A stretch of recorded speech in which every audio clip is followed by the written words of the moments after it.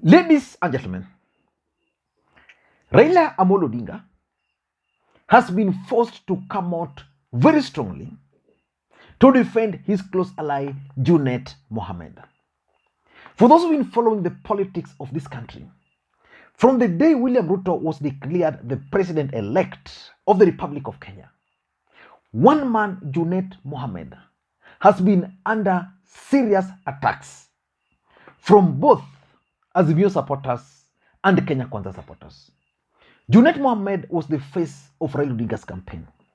And in case Raila Odinga had won the election, Junet Mohamed would have been celebrated, especially by Azimio supporters. Simply because victory normally has many fathers. And we all know that any loss will always create orphans. So Junet Mohamed is now an orphan and is being targeted for attacks. Azimio supporters are blaming Junet Mohamed for Raila Odinga's loss. In fact, when it comes to the issue of agents, a lot of propaganda has been said against Junet Mohamed. How he pocketed the 500 million for agents, so many stories. And for someone like me who knows Junet Mohamed personally, I've always wondered, because I've not spoken with him, I've always wondered why he was being attacked. Because for me, Junet Mohamed is one individual who committed everything for Raila Odinga's victory. In fact, even in Suna East, Junet Mohamed never campaigned for his own re-election because he focused on the election. And Junet Mohamed also understood that if Raila Odinga was going to lose the election, he was going to be victimized by William Ruto and his supporters. And of course, already, I saw Aaron Cheruiyot the other day threatening Junet Mohamed and so many other allies of William Ruto. So I never understood why Junet Mohamed was under attacks. Let us review what Raila Odinga statement is saying, because the statement has been signed by Professor Makau Mutua, who is the spokesperson Raila Odinga presidential campaign. I just want to go very briefly to some statements. Then I want to now go into the details why Junet Mohamed is being attacked. Junet Mohamed is not being attacked because of this election or because Ruto won. I'm going to explain to you why Junet Mohamed is being attacked and why Raila Odinga has to come to his aid. The statement says, "We want to take this opportunity to thank all of you who worked tirelessly and effectively for Azimio.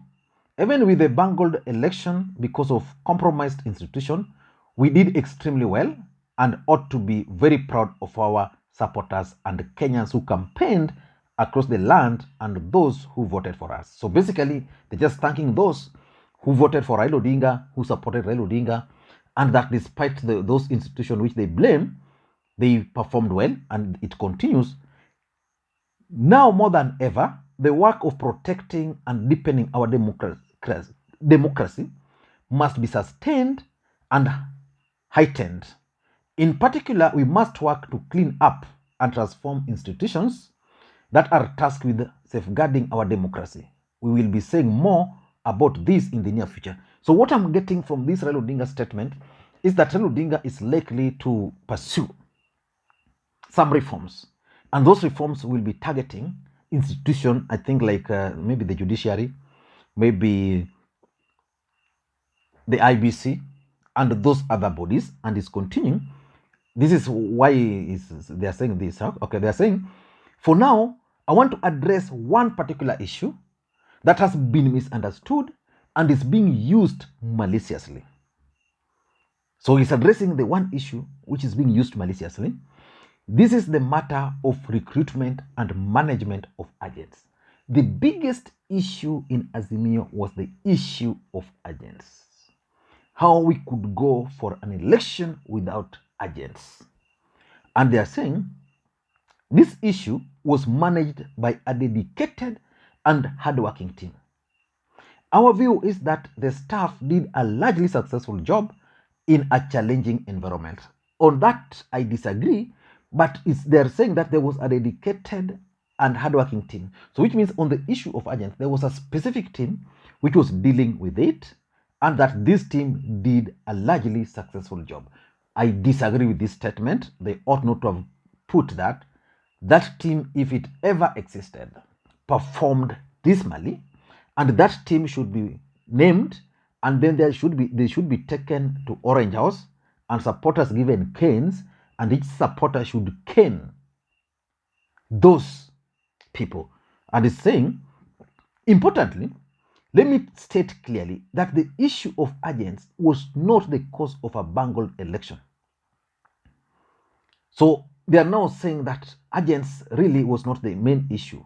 But for Azimio supporters, it will be difficult to convince them that we went to election without agents and that agents was not the issue. The Supreme Court of Kenya were asking for our copies of Form 34B. Our agents could not provide. And they are saying, we must appreciate that it is not the responsibility of candidates to protect the vote or conduct a free and fair elections. Those are stories.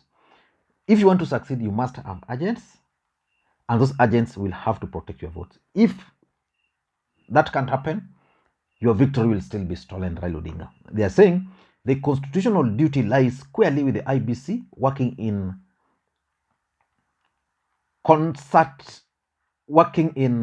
concert with the relevant institution.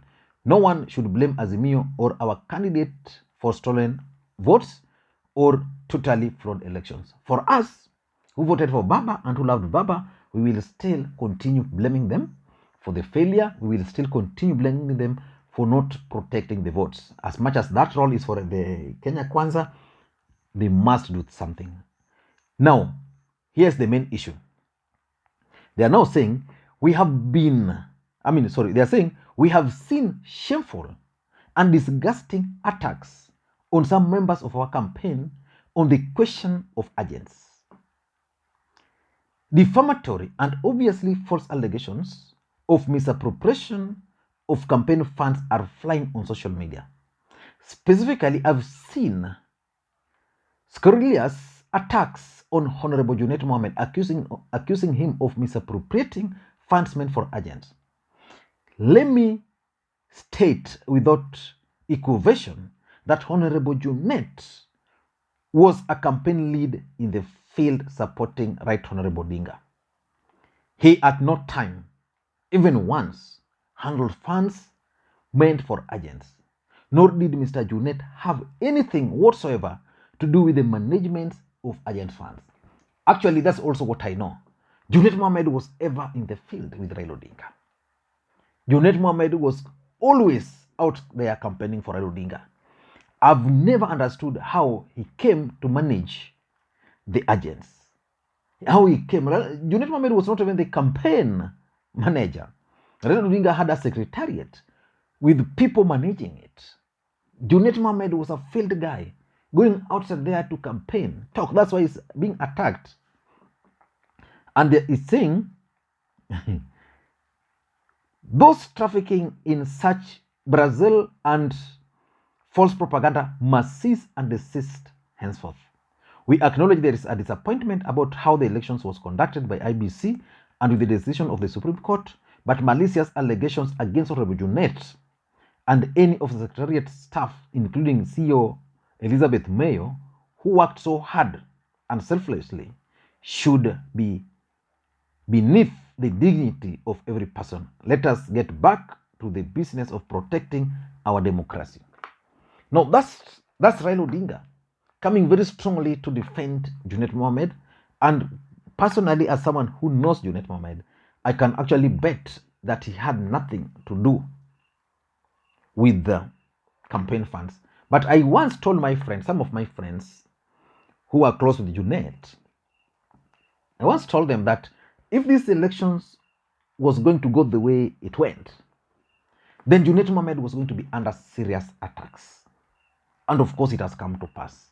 Why? Because he was the face of the campaign. So many people were not happy with him. Those who lost elections, Junet Mohamed, for example, in Luo Nyanza became a target because of the 6 peace campaign. But if you look at the way Junet Mohamed came out in support of ODM in most places, is the reason why ODM managed to win more seats in this election than it did in the last election. For example, in Kakamega, Junet Mohamed initiative is what led ODM to win majority of seats in Kakamega County. You go to Kisii, you can explain the same. You go to Nyanza, it is same. But why would Raila Odinga come out strongly to support Junet Mohamed? Number one, Junet Mohamed is his loyalist. So he wanted to tell Kenyans that I still have confidence on this man. You know, the Raila Odinga is under pressure even from his own supporters, his close allies, to discard Junet. But he has confidence in him. And he's telling them that for this, if you believe that he was responsible for the urgent money, he was not. So that's number one. Number two, I also tend to think that there is the influence of new leaders who are fanning these unnecessary attacks on Junet Mohamed. You know, I talked to a lot of these people, and one of the things they were suggesting is that Junet Mohamed ought not to have been the face of Raila Odinga's campaign. Why? Because Junet Mohamed is not a Luo. How do you think Raila Odinga would take something like that? That Raila Odinga ought to have trusted a Luo with their role. So Raila Odinga is basically coming very strongly to tell those people that he's not ready for those unnecessary attacks. And number three is about Junet's political future. You know, if Raila Odinga cannot protect Junet Mohamed the way he has done, by the way, do you think Junet Mohamed would have a future in Migori? He would definitely not have any future in Migori. He would even contemplate resigning, because according to him, he did all he could. He committed everything. He lost everything. And if there's anything again, I don't think there is anything. But his political future, that is what Raila Odinga is trying to do. Defend Junet so that the people who voted for him cannot understand what the problem is. Because with those propaganda, majority of his supporters were like, okay, Kumbe, this guy never paid the agents. Kumbe, this guy was given money. Kumbe, this guy, the story of 500 million was true. So Raila Odinga is trying to protect Junet's political future. And lastly, I think it's also a direct message to those who messed up the campaign funds. So Raila Odinga is not happy based on the statement that there was a team which was dedicated to do that, but probably they did not. I know some other people are taking the blame. And maybe lastly, I think Raila Odinga is still trying to sustain that rigging theory. If he were to accept that the elections were messed up, then at the same time saying, okay, we were rigged out, nobody would believe. I don't know what you think, but that's my take. Thank you guys, and please, may you have a good day. Bye-bye.